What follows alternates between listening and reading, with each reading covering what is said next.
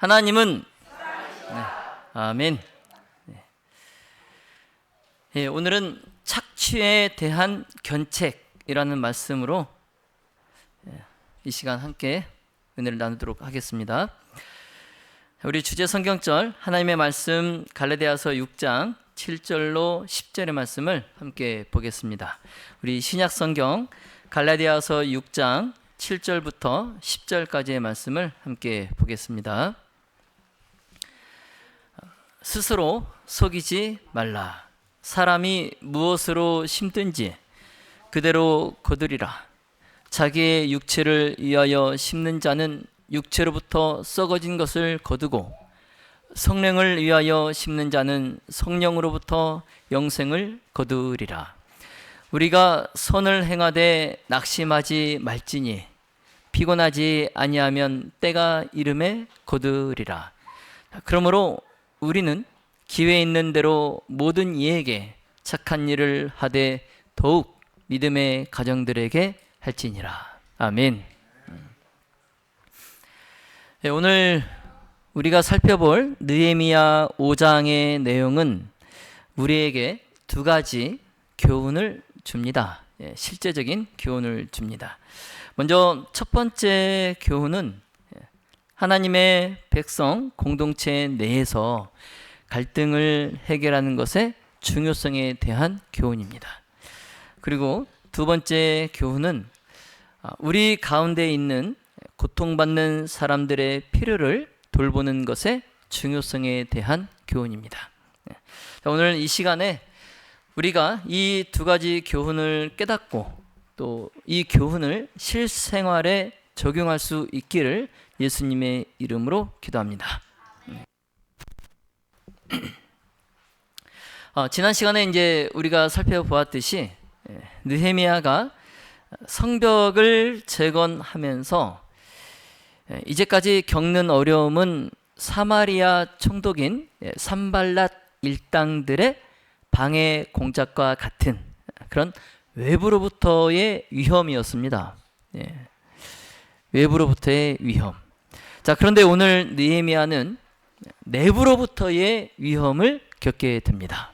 자, 여러분, 어떤 중요한 사업을 진행할 때 이 두 가지 위험 중에 어떤 게 더 위험할까요? 자, 외부로부터의 위험이 더 위험할까요? 아니면 내부로부터의 위험이 더 위험할까요? 뭐 둘 다 위험하겠죠. 둘 다 위험하지만 내부로부터, 외부가 아닌 내부로부터의 위험도 외부로부터의 위험 못지않게 무시할 수만은 없는 중요한 위험 요소입니다. 그래서 이 내부로부터의 위험은 어떤 특정 상황이 집단이나 조직 또는 사회, 국가에서 그것이 계속 되도록 허용될 경우에 발생할 수 있는 위험을 의미합니다. 자, 그런데 느헤미야 이 시대에도 이스라엘의 적들이 초래한 이 외부로부터의 위험과는 그것과는 별개로 이스라엘 백성 안팎에서도 위험이 도사리고 있었어요. 그래서 이 내부로부터의 위험은 다름 아닌 사회적으로 취약한 사람들, 즉 느헤미야 시대의 가난한 사람들에게서 발생했습니다. 이 내부로부터의 위험이 누구로부터 발생했다고요? 취약계층, 가난한 사람들로부터 이 위험이 발생했어요. 그래서 그들의 문제는 그들이 토지나 어떤 경제적 자원에 대한 권리를 가질 수 없다는 것이 그들의 문제였어요. 그래서 이런 말이 있죠. 자, 토지에 대한 권리는 생명에 대한 권리이다. 이 말이 무슨 말이냐면 토지를 소유하거나 또 토지를 소유할 권리가 어떤 불공정으로 인해서 거부될 경우에 취약하거나 빈곤에 빠져서 생명이 위태로워질 위험이 있다는 의미입니다. 네. 자, 그래서 토지권은 생명권, 토지권은 생명권, 이란 개념. 이 개념이 경제적 자산이자 생계의 원천인 토지를 사용할 권리를 부당하게 박탈당하지 않는 것을 의미하는 거예요. 토지권은 생명권. 자, 그렇기 때문에 토지에 대한 권리가 부당하게 거부되거나 또 축소될 경우에 사람들은 계속해서 가난해질 위험이 있는 것입니다. 그렇죠? 이 옛날 시대에, 농경 시대에 생각해 보세요. 토지를 내가 가질 수 없거나 토지에 대한 권리가 내가 없다면 가난해질 수밖에 없죠. 그렇죠? 따라서 오늘 본문인 이 느헤미야 5장의 주된 내용도 가난하거나 소외된 그 사람들의 토지에 대한 권리, 그 권리를 부당하게 박탈할 경우에 불의와 해악의 위험이 도사리고 있다. 이게 이제 느헤미야 5장의 주된 내용이에요. 이처럼 이제 느헤미야가 예루살렘으로 돌아와서 무너진 성벽을 재건하는데 1차적으로 이제 외부로부터 산발랏이나 또 이방인들이 방해 공작을 펴서 그 성벽을 재건하는 일을 어렵게 했는데, 근데 이 외부로부터의 그 위험, 어려움보다도 더 심각한 문제가 이 이스라엘 민족 내부에서 독버섯처럼 자라고 있었어요. 무슨 버섯처럼? 독버섯처럼 자라고 있었어요. 여러분, 느헤미야가 예루살렘에 돌아와서 가장 먼저 한 사업이 무엇입니까? 무너지고 황폐된 예루살렘의 성벽을 재건하는 사업이었어요. 자, 그런데 느헤미야가 이 일에, 이 성벽을 다시 쌓는 일에 몰두한 나머지 그가 놓친 게 하나 있어요. 그게 뭐예요? 따라해 보세요. 민생. 민생. 여러분, 민생 중요합니까? 지금도 민생 중요합니까? 지금 정부가 뭘 놓치고 있는 것 같아요? 그렇게 생각하십니까? 저는 민생이라고 안 했습니다. 물론 이제 느헤미야가 백성들에게 관심이 없어서 그랬던 것은 아니에요. 느헤미야가 여러분 백성들, 자기 동포들을 사랑했던 것 기억하시죠? 그 자기 동포에 관한, 자기 고향 예루살렘에 관한 소식을 접했을 때 그가 어떻게 했어요? 슬피 울며 금식했잖아요. 이스라엘 백성들을 느헤미야가 관심도 없고 사랑하지 않아서 이 민생을 놓친 게 아닙니다. 느헤미야가 이 백성의 관리들 그리고 그들의 지도자들을 믿었어요. 이게 이제 느헤미야가 놓치게 된 민생의 원인이에요. 누굴 믿었다고요? 백성들의 관리와 지도자들을 믿었어요. 그러니까 어련히 알아서 그 관리와 지도자들이 백성들의 생업을, 민생을 잘 뭐 할 것이다. 잘 챙길 줄 알았어요. 그래서 외부의 침략을 막을 수 있는 성벽을 쌓는 일에 돌아오자마자 매진한 거예요. 왜냐하면 이 성 안에서 아무리 잘 살아도 성벽이 없으면 어떻게 됩니까? 적들이, 침략자들이 쳐들어오면 어떻게 돼요? 방어할 수 있는 벽이 없는데 아무 소용이 없잖아요. 그렇죠? 아무리 성 안에서 잘 살아도 성벽이 없는 그 성 안에서 소용이 없는 거예요. 그래서 느헤미야가 외적의 또 침략자들의 침을 막기 위해서 성벽을 쌓은 거예요. 근데 한참 이제 예루살렘의 성벽을 쌓고 있는데 이상한 말들이 들리는 겁니다. 이상한 말들이. 느헤미야 5장 1절로 5절에 백성이 그 형제 유다 사람을 원망하는데, 자, 우리는 자식들이 많아서 식구가 많다. 살아남으려면 먹을 곡식이 필요하다. 먹을 것이 너무 부족하다. 곡식을 얻으려면 밭과 포도원과 집을 저당 잡힐 수밖에 없다. 왕에게 또 세금을 바치려면 밭과 포도원을 저당 잡히고 돈을 빌어 쓸 수밖에 없다. 우리는 다른 유다 민족과 다를 바가 없으며 우리의 아이들도 그들의 자녀만큼 귀하다. 그런데도 우리는 아들, 딸을 노예로 팔아야 한다. 우리의 딸들 중에는 벌써 팔린 아이도 있다. 더구나 우리의 밭과 포도원이 이미 다른 사람들에게 넘어갔는데도 우리가 할 수 있는 일은 아무것도 없다. 지금 느헤미야의 귀에 이런 이상한 말들이 들리는 거예요. 근데 여러분, 이 말들은 지금 누가 했어요? 부자 유대인들이 했습니까? 가난한 유대인들이 했어요? 가난한 사람들. 이 가난한 사람들의 이 말을 듣고 느헤미야가 화가 굉장히 났어요. 화가. 예. 그래서 이 1절에 형제 유다 사람, 느헤미야가 자기 책에 이걸 기록하면서 형제 유다 사람 이렇게 기록을 해놨어요. 그래서 이 형제 유다 사람은 누구예요?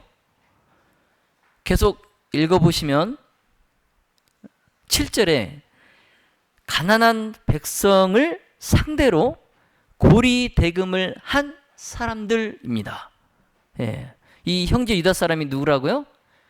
가난한 백성, 가난한 동포를 상대로 뭐 했다고요?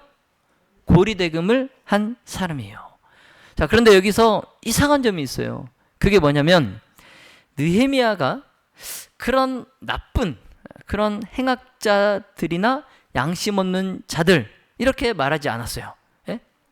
그들을, 그 형제를 대상으로 고리대금한 이 사람들을 나쁜 사람들, 행악자들, 양심 없는 사람들 이렇게 말하지 않고 굳이 뭐라고 했어요? 형제, 형제 유다 사람 이렇게 했다는 거죠. 왜 그랬을까요? 왜 그랬을까요? 자, 그 이유가 느헤미야가 이 고리대금 업자들이 피해자인 가난한 사람들과 뭐라는 거예요? 동족, 형제, 동족이라는 것을 지금 부각시키고 있어요. 예, 그게 무슨 말이에요? 예? 남도 아니고 형제한테 그럴 수 있냐 이 말이죠. 예? 다른 사람도 아니고 이방인도 아니고 같은 형제에게 니네가 그럴 수 있냐? 그들의 그 몰인정성을 강조하기 위해서 일부러 형제 유다 사람이라고 써놓은 거예요. 예.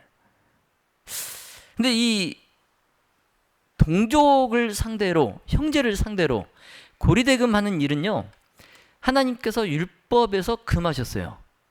예, 율법에서 금하신 일입니다. 그리고 상식적으로도 이것은 비난을 받아 마땅한 행동이에요. 예, 형제에게, 예? 내 가족에게 고리대금을 하는 건 이건 비난을 받아도 마땅한 일이에요.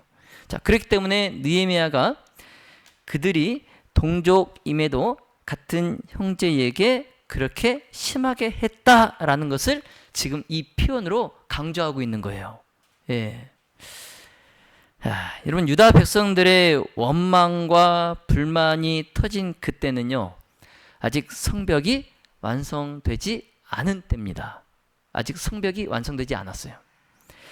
그래서 예루살렘 성벽을 재건하는 동안에 일부 사람들은 이 성벽 공사에 참여해야 됐어요.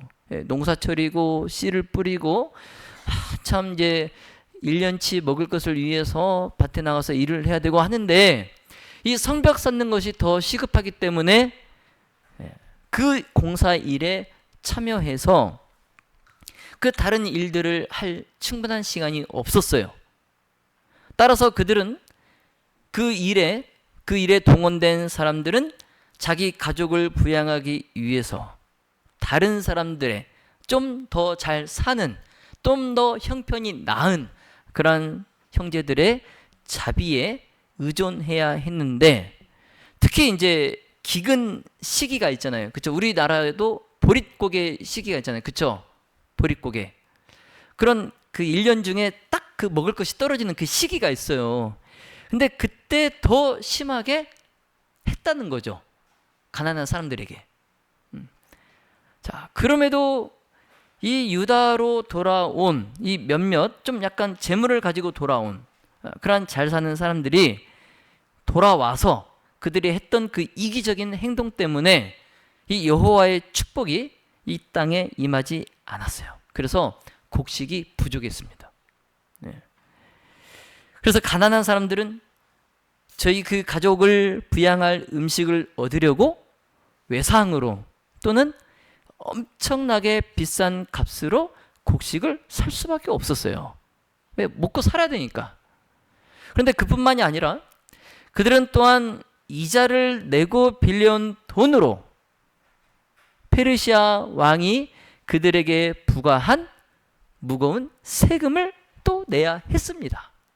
그래서 그 페르시아 아닥사스다 왕이 그 유다 사람들에게 부과시킨 국민 1인당 뭐 한 가정당 한 가구당 세금이 예를 들어서 100만 원이다.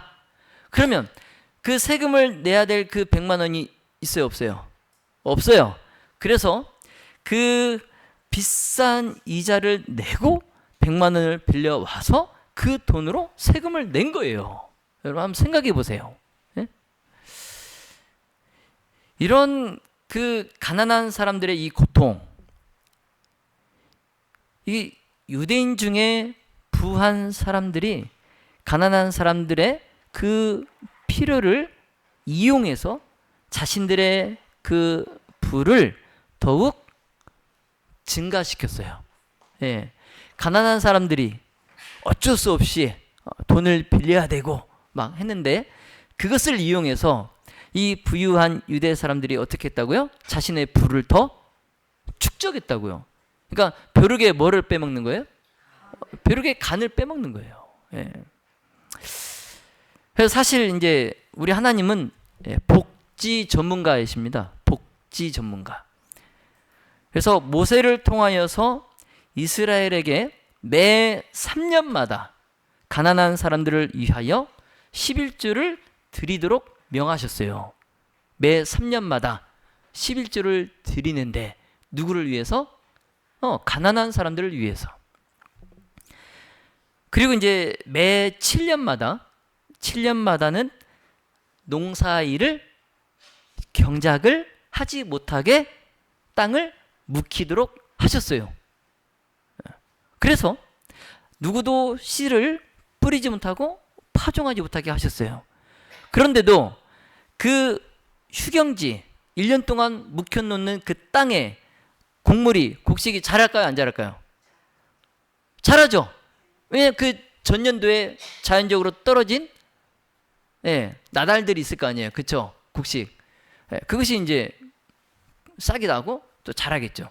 그러면 그 묵혀놓은 1년 동안 7년마다 1년 동안 묵혀놔야 되는 그 땅에서 수출할 것이 있어요, 없어요? 수확할 것이 있어요. 그럼 그건 누구를 위한 거예요? 그 땅 주인을 위한 겁니까? 아니죠. 누구를 위한 거예요? 가난한 사람들, 가난한 사람들을 위해서. 하나님께서 이렇게 가난한 사람들을 잊지 않으시고 그들을 위해서 이런 정책을 법으로 마련하셨어요.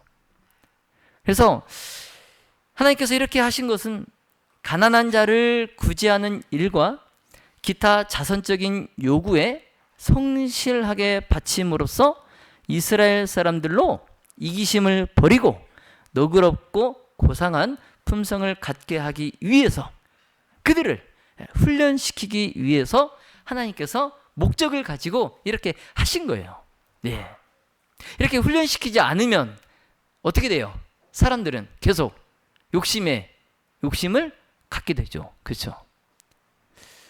그런데 하나님께서 또 모세를 통해서 이렇게 명령하셨습니다. 출애굽기 22장 25절, 그리고 신명기 23장 19절에 네가 만일 너와 함께한 나의 백성 중 가난한 자에게 돈을 꾸이거든 너는 그에게 체주같이 하지 말며 네가 형제에게 꾸이거든 이식을 취하지 말지니 곧 돈의 이식, 식물의 이식, 무릇 이식을 낼 만한 것의 이식을 뭐 하지 말라? 취하지 말라. 예. 그러니까 주더라도 어떻게 해? 그냥 주라는 거예요. 예. 뭘 바라고 주지 말라는 거예요. 예. 그러면서 또 다시 말씀하십니다. 신명기 15장 7절, 8절, 11절에 자, 내 하나님 여호와께서 내게 주신 땅 어느 성읍에서든지 가난한 형제가 너와 함께 거하거든 그 가난한 형제에게 네 마음을 강팍히 하지 말며 네 손을 움켜쥐지 말고 반드시 네 손을 그에게 펴서 요구하는 대로 쓸 것을 넉넉히 꾸어주라. 땅에는 언제든지 가난한 자가 그치지 아니하겠으므로 내가 네게 명하여 이르노니 너는 반드시 네 경내에 네 형제의 곤란한 자와 궁핍한 자에게 네 손을 펼지니라. 아멘. 여러분, 사람들이 하나님의 이 복지 정책대로 하면 얼마나 좋을까요? 예? 그쵸? 예. 그러나 이 부자 유대인들은 하나님의 이 명령과는 정반대되는 일을 했어요. 어쩜 그렇게, 그쵸? 가난한 사람들이 그 아닥사스다 왕에게 세금을 바치기 위해서 그 부자 사람들에게 돈을 빌리러 왔을 때 이 부자 사람들은 그들에게 돈을 빌려주기는 하지만 높은 이자를 강요했어요. 예. 그러면서 그들은 가난한 자들의 토지를 또 저당 잡아요. 그냥 빌려주는 것도 아니고 그 가난한 사람들이 갖고 있던 그 몇 평 안 되는 땅을 뭐 했다고요? 저당 잡아요. 예. 그러면 더 그 사람들이 깊은 빈곤에 빠지게 되는 겁니다. 예. 여러분 그 사람들이 그 돈을 갚을 길이 있겠어요? 없겠어요? 지금 먹을 것도 없는데 못 갚죠? 그러면 그 저당 잡힌 땅은 누구 것이 돼요? 그 부자 사람 것이 돼요. 그러니까 계속 빈곤에 악순환이 계속되는 거예요. 예. 결국 가난으로 인해서 이 가난한 자들 중에 많은 사람들이 자신의 자녀를 노예로 뭐 하는 거예요? 파는 거예요. 예. 그 땅을 저당 잡힌 땅을 찾아와야 그 땅을 경작을 해서 그나마 남아있는 내 자식들 내 식구들이 먹고 살 수 있어요. 그래서 자기 딸을 다른 집의 종으로 파는 거예요. 참 비참하지 않습니까? 예. 그럼에도 이 부자 유대인들은 말하기를 우리는 이 가난한 자들과 같이 은총을 입은 동포요 같은 민족이요 또 같은 언약의 하나님의 자손들이다 이렇게 말을 하고 다니는 거예요. 그렇게 행동해놓고 그렇게 행동해놓고 자기들은 이 가난한 자들과 똑같이 하나님의 언약의 축복을 받은 형제요 민족이요 동포다 이렇게 말하고 다니는 겁니다. 예. 결국 이제 이런 상황 속에서 가난한 백성들이 참다 못해서 그들의 그 당하는 고통을 느헤미야에게 호소했던 거예요. 느헤미야에게. 그래서 느헤미야 5장 5절에 이제 우리 자녀를 종으로 파는도다. 우리 딸 중에 벌써 종된 자가 있으나 우리의 밭과 포도원이 이미 남의 것이 되었으니 속량할 힘이 없도다. 예. 여러분 느헤미야가 이 가난한 자들에게서 정말 이 잔인한 상황에 관하여 들었을 때에 그의 마음이 분노로 가득 찼어요. 예. 느헤미야는 부자들의 그런 악습을 깨트리기 위해서 그들의 그 억압적인 착취에서 자기가 살아가는 그 동포들을 구제하기 위해서 단호하게 칼을 빼듭니다. 느헤미야는 자신이 지금 이 예루살렘에 돌아올 때에 무슨 자격으로 돌아왔다고 그랬어요? 아닥사스다 왕이 느헤미야에게 어떤 고난을 줬다고 그랬어요? 총독의 고난을 줬어요. 그래서 느헤미야는 자기 자신을 위해서 백성들에게 곡물을 바치도록 요구할 수도 있었어요. 그러면 백성들은 이제는 아닥사스다 왕뿐만 아니라 누구에게까지? 느헤미야에게까지도 뭘 바쳐야 돼요? 세금을 내야 돼요. 조공을 바쳐야 돼요. 그걸 이제 부자들에게 말했어요. 나는 너희들에게 세금을 받을 수 있는 자격이 있다. 그래서 5장 14절에 내가 유다 땅 총독으로 세움을 받을 때 곧 아닥사스다 왕 20년부터 32년까지 12년 동안 나와 내 형제가 총독의 녹을 먹지 아니하였다. 무려 12년 동안 내가 너희들에게서 녹을 받을 수 있었지만 뭐 하지 않았다? 전혀 받지 않았다. 지금 부자들에게 하는 얘기예요. 느헤미야가 이어서 유대 그 관리들 중에 그 착취하는 죄를 범한 그 사람들에게 이제 더 이상 너희들의 그 악한 행위를 그치고 가난한 사람들의 토지와 또한 그들에게서 착취하여 모은 돈을 이제 돌려주라. 그리고 담보물이나 이자 없이 그 가난한 자들에게 돈을 꾸어줘라. 이제 간청합니다. 네. 명령이 아니고 간청이에요. 총독이 그 부자들에게 간청합니다. 제발 그렇게 해주면 안 되겠니? 여러분, 관리들이 느헤미야의 이 말을 듣고 어떻게 했을까요? 여러분, 그들은 느헤미야에게 얼마든지 변명할 수 있었어요. 자신들이 그렇게 하는 것에 대해서 얼마든지 변명할 수 있었어요. 자, 그러나 놀랍게도 그들은 변명하지 않았습니다.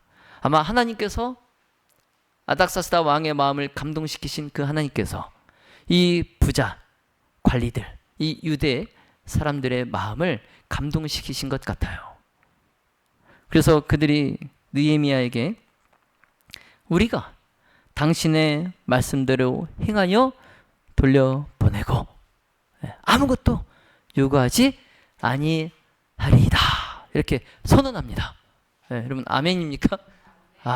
아멘. 여러분 놀랍지 않습니까? 여러분 부자들이 그렇게 하기가 쉬워요, 어려워요? 어려워요. 우리나라에서 아무리 막 부자 사람들에게 그렇게 막 더 내라고 해도 여러분 생각해 보세요. 코로나 때 그 지원금 줄 때도 왜 부자 사람들은 안 주냐 막 그랬잖아요. 왜 소득에 뭐 몇 분에 해갖고 꼭 그렇게 하냐, 다 줘야지 막 그러잖아요. 부자들에게 아무리 많이 벌었으니까 가난한 사람들 위해서 내놔라 해도 안 내놔요. 안 나옵니다. 그런데 이 부자 유대 사람들 그리고 관리들이 느헤미야의 그 간청을 듣고 우리가 그렇게 하겠다. 마치 신약 성경에 예수님을 만난 누구처럼? 삭개오처럼.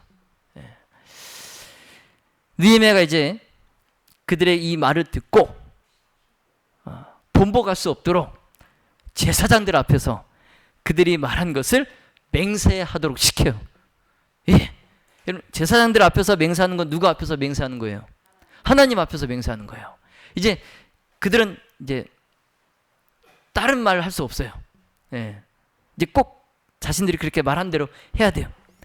그들이 이제 제사장들 앞에서 그렇게 맹세하자 이제 모여있던 느헤미야에게 쫓아왔던 그 가난한 많은 사람들이 다 아멘 하고 여호와를 찬송하고 또 백성들이 그 말한 대로 또 부자들이 그대로 행함으로 그 내부로부터의 위험이 싹 사라졌어요. 자, 이제 말씀을 정리하겠습니다. 오늘 본문은 우리에게 매우 중요한 교훈을 줍니다. 디모데전서 6장 10절에 돈을 사랑함이 일만 악의 뿌리가 되나니 라고 말씀하셨어요. 자, 지금 이 시대에도 많은 사람들이 이익을 얻으려는 욕망이 몹시 강하여서 그들의 그 협잡 때문에 가난한 사람들은 적은 노임을 위하여 또 힘든 일을 할 수밖에 없고, 또 그 돈으로 겨우 연명이나 할 정도의 빈곤과 싸우고 있어요. 지금 이 시대에도 똑같습니다. 똑같아요. 예. 그러나 더 불행한 건 앞으로 더 좋아질 희망이 없는 고생과 결핍으로 그들의 삶의 짐은 더욱 무거워지고 있다는 겁니다. 예. 그래서 고생과 압박을 당한 그들은 구제를 받기 위하여 어디로 갈 데가 없어요. 구제를 받기 위하여 갈 데가 없어요. 그러나 부자들은 그런 사람들을 이용해서 그들의 사치스러운 생활을 유지하거나 또 부를 축적하고자 하는 욕망을 매일매일 채우고 있어요. 그래서 이와 같은 돈에 대한 사랑, 그리고 사치와 허식에 대한 사랑이 이 세상을 더욱 그러한 자들의 소굴로 만들어 갑니다. 그래서 성경은 그리스도의 재림 직전에 있게 될 탐욕과 압박에 대해서 기록하고 있습니다. 야고보는 5장 1절 그리고 3절로 6절에 자, 들으라 부한 자들아. 지금 부한 자들에게 야고보가 하는 말씀입니다. 자, 너희가 말세에 재물을 쌓았도다. 자, 보라, 너희 밭에 추수한 품꾼에게 주지 아니한 싹시 소리 지르며 추수한 자의 우는 소리가 만군의 주의 귀에 들렸느니라.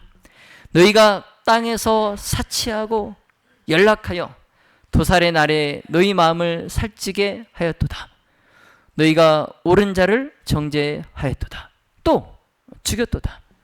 그는 너희에게 대항하지 아니하였느니라. 아멘.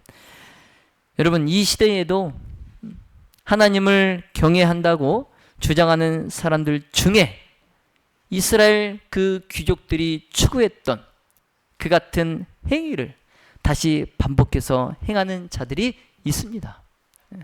심지어 교회의 목사들에서조차도 이 탐욕과 불신의 그런 행위를 볼 수 있어요. 그래서 돈 때문에 한때 매스컴을 뜨겁게 달궜던 목사들도 있습니다.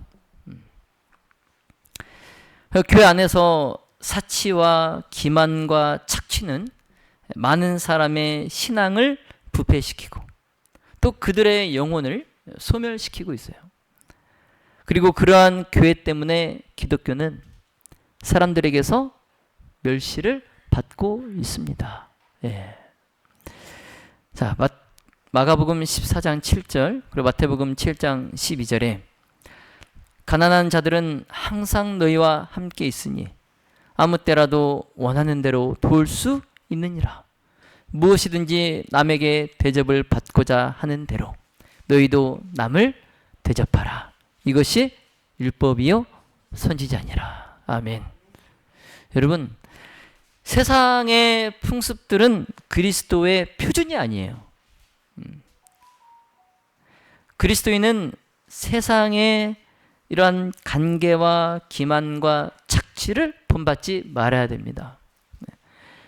그래서 동료들에게 또 내 형제 중에 행한 모든 불의한 행위는 예수님의 황금률을 범하는 거예요.